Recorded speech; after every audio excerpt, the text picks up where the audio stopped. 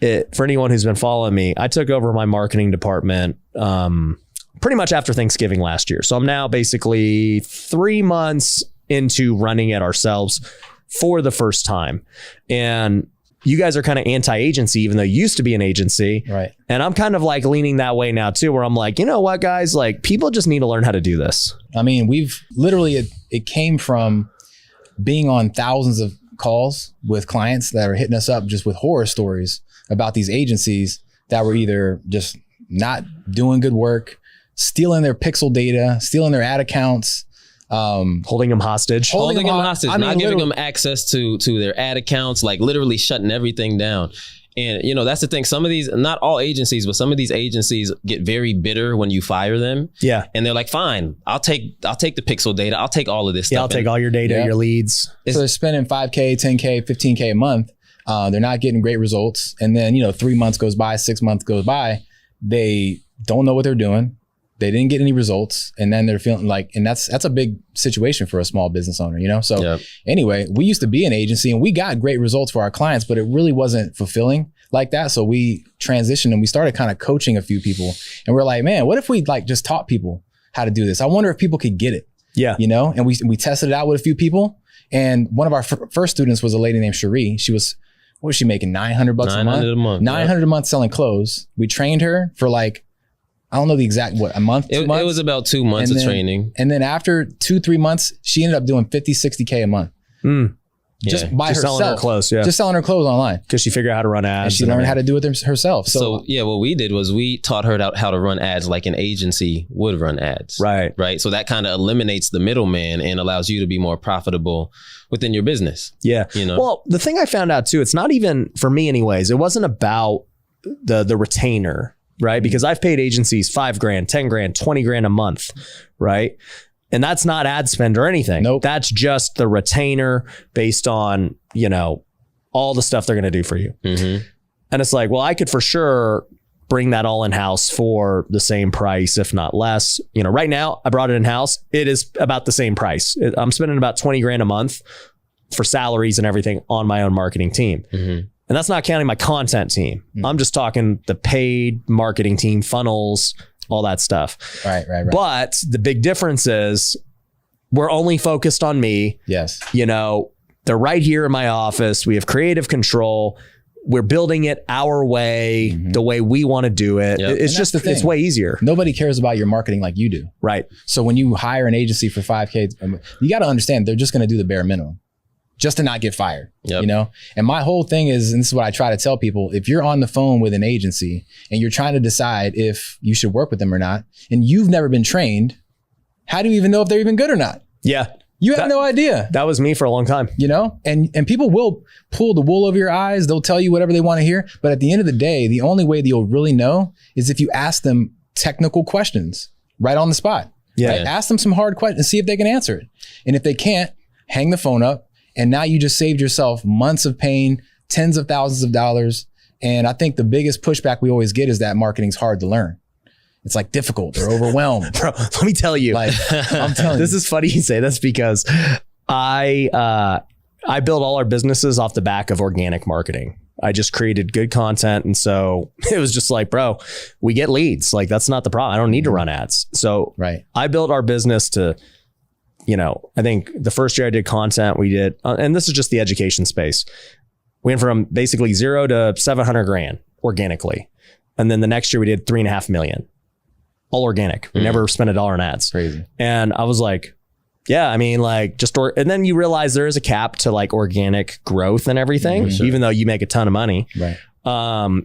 And I just was like, all right, we'll start hiring agencies. And like, I would hear them talk about pixels. People right now are listening to Pixel and they're like, what the heck is a pixel? Yeah, exactly. Exactly. I would hear ROAS and all this stuff. And I'm like, dude, this is just, I don't even want to learn it. It sounds like, it sounds like a lot. Yeah.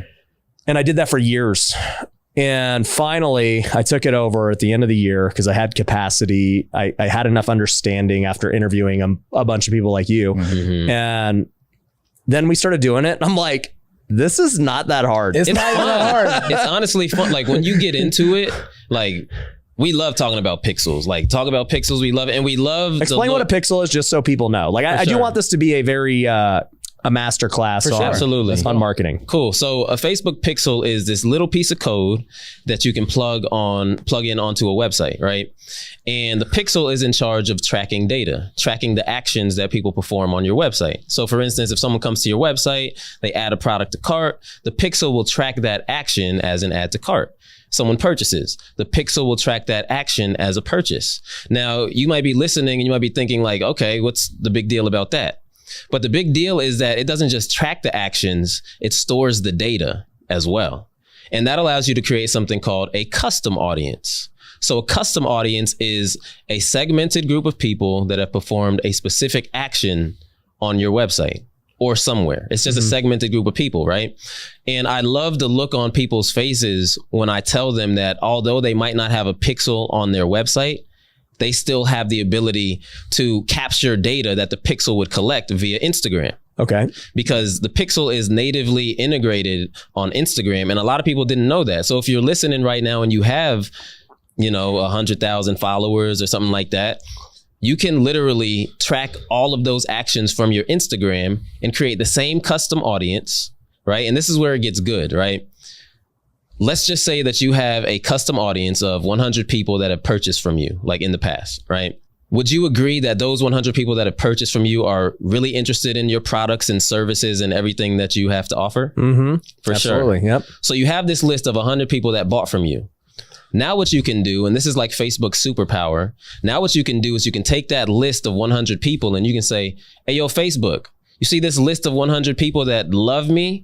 I want you to go out there and create a lookalike audience similar to these people that have already performed those actions on my website. So Facebook says, okay, cool.